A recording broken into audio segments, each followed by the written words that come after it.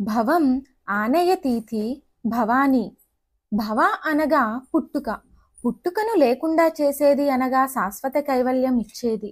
భవః అనగా శివుడు, ఆయన పత్ని కనుక ఆమెను భవాని అన్నారు. జన్మ మృత్యు జరలకు అతీతుడైన శివునకు ప్రాణం కనుక ఆమె భవానీ అయ్యింది. అష్టమూర్తులు అనే పేర్లతో శివుడు 8 రూపాలతో లోకాన్ని రక్షిస్తూ ఉంటాడు. ఈ మూర్తులలో ఒక మూర్తి జలమూర్తి. ఈయనను భవుడు అంటారు. ఈయన భార్య ఉషాదేవియే భవాని. ఆ రూపంలో ఉన్నది మన అమ్మవారే. ఇక 108 శక్తిపీఠాలలో ఒక పీఠం స్థానేశ్వరం.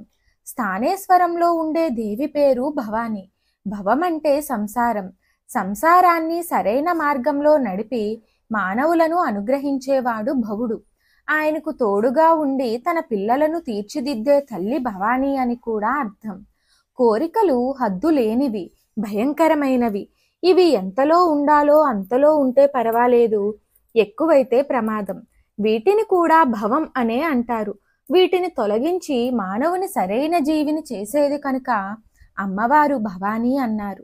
సర్వకాల సర్వావస్థల్లోనూ జీవికి కావాల్సినది శాంతి. శాంతి కావాలంటే సత్వగుణం ఉండాలి. సత్వగుణం యొక్క లక్షణం సర్వ ప్రాణులను తనతో సమానంగా చూసే బుద్ధి.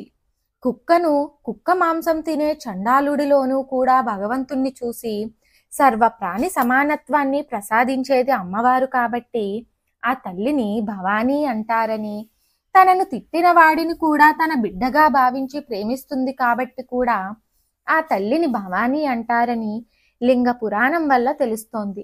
భవానీ సంపత్ప్రద అని తంత్రశాస్త్రం చెబుతోంది. అనగా సంపదలను ప్రసాదించేది భవానీ అని అర్థం. మంత్ర ప్రయోగం ఫలితం తెలుసుకుందాం.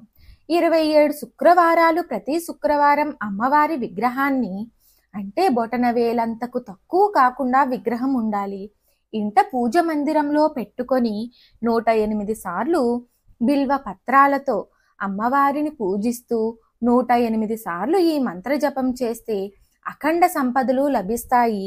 విగ్రహం మాత్రం పూజ అయిన మరునాడు కదిపివేసి పూజా మందిరంలోనే ఒక మూల భద్రపరుచుకోవాలి. 27 శుక్రవారాలు అయ్యాక ఆ విగ్రహాన్ని స్వయం పాకంతో ఎవరైనా విప్రునికి దానం చేసేయాలి. ఈ మంత్రం 1008 సార్లు జపిస్తూ అమ్మవారికి కుంకుమతో పూజ చేస్తే వైధవ్యం రాదు. 18 శుక్రవారాలు మారేడాకులు కుంకుమ రెండిటితో అమ్మవారిని పూజిస్తూ 108 సార్లు మంత్రజపం చేస్తే ధనం సంతోషం రెండూ కలుగుతాయి. మంత్రమేమిటో తెలుసుకుందాం. ఓం భవాన్యై నమః. ఓం భవాన్యై నమః.